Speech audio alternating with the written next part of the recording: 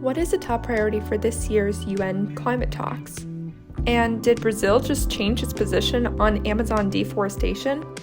Welcome to the Climate Recap from the Beckisphere Climate Corner, your go-to place for international and US-based climate news. I'm Becky Hogue, a science writer. Today is Friday, May 27th. Let's jump right into the news you need to start your day. Let's start with some climate events. Jacobabad, Pakistan just hit 123.8 degrees Fahrenheit, or 51 degrees Celsius, as the heat in India and Pakistan continues. That's a new record. The heat wave began in March and is expected to continue until August. A doctor in Jacobabad estimates that 50 to 60 people are getting heat stroke a day, which is overwhelming the area's health services. The heat is devastating the Indian and Pakistani mango industry, with mango production in Pakistan expected to drop by 50% this year due to the heat and water shortages. India is the 8th largest mango exporter, while Pakistan is the 10th largest. Over in France, the unusually warm weather is warming waters used to cool nuclear plants. 4 plants are at risk of going offline because of this, which adds up to about 11.6 gigawatts of power. There's also a rule that states that when the weather's particularly hot, nuclear plants can't take water because it might add extra stress on the local wildlife. Most rivers are about 26 to 30 degrees Celsius right now. Meanwhile, New Zealand's biggest king salmon farmer, which supplies 85% of global Chinook salmon demand, reported a 42% mass die-off due to warming waters. Fish are dying off before they can even hit maturity. As a result, the fishery has had to shut down some of its farms this year. It's time for some climate victories. Ahead of the next United Nations Climate Conference, COP27, in November, the host country, Egypt, said climate finance will be a top priority this year. In the 2015 Paris Climate Accords, wealthy countries promised to provide $100 billion in funding to emerging economies to help them transition to clean energy. This makes sense because wealthy countries developed via fossil fuels because they were cheap. So if rich countries are going to ask developing countries to develop in a different way, they need to help provide the capital to make that a viable option.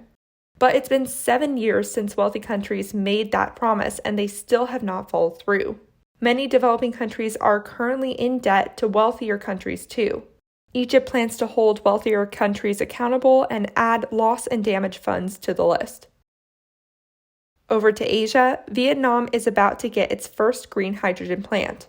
Green hydrogen is hydrogen that's made from renewable energy rather than as a byproduct of fossil fuel operations. The company TGS Green Hydrogen invested $840 million in the project, which is expected to start construction in the beginning of 2023. It will initially produce 24,000 tons of green hydrogen, 150,000 tons of ammonia, and 195,000 tons of oxygen a year. These numbers will eventually double, according to the government. Vietnam wants to nearly double its power capacity by 2030, prioritizing clean energy and reducing its reliance on coal. Now let's talk about some things happening in Europe, specifically in the United Kingdom.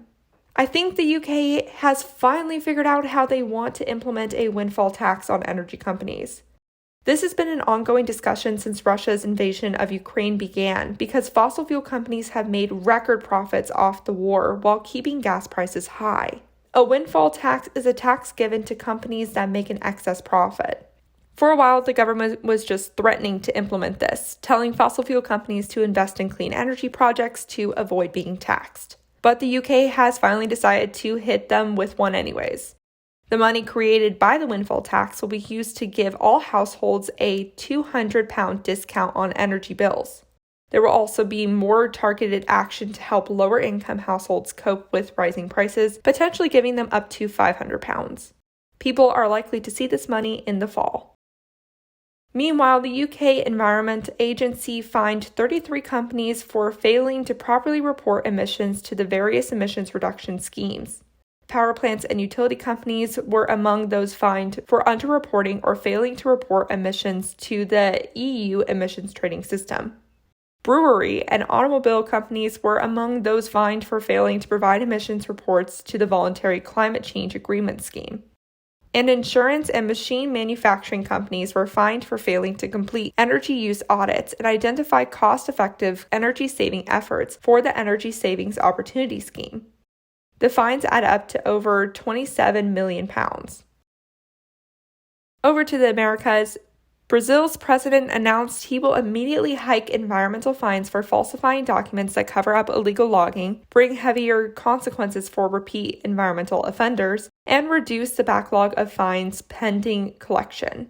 The decree also undoes the ability for offending individuals and corporations to have a reconciliation hearing to reduce or cancel fines, something Bolsonaro put in place himself after taking office in 2019.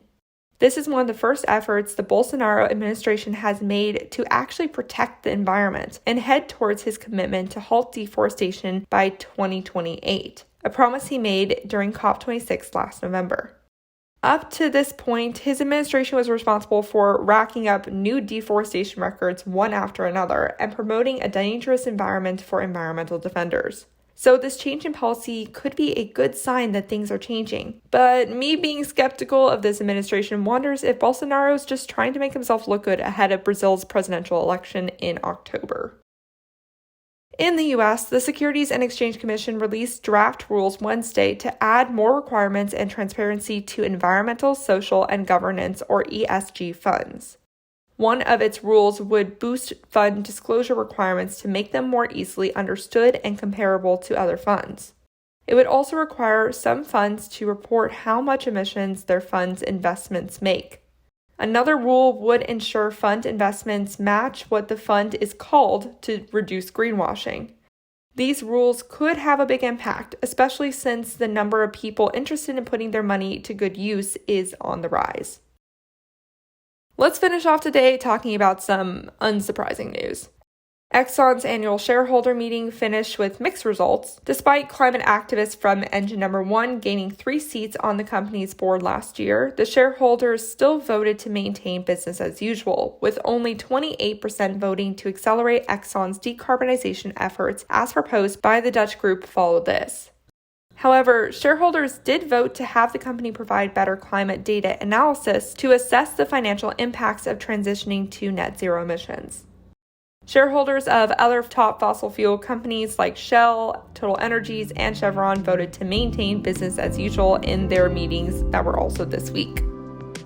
And that was your climate news for Friday, May 27th. If you like the work I do, please follow this podcast, give it a 5-star rating, leave a review, and consider checking out the Beckisphere Climate Corner YouTube channel. Remember to talk about the climate crisis every single day and to support your local news organizations. Bye for now.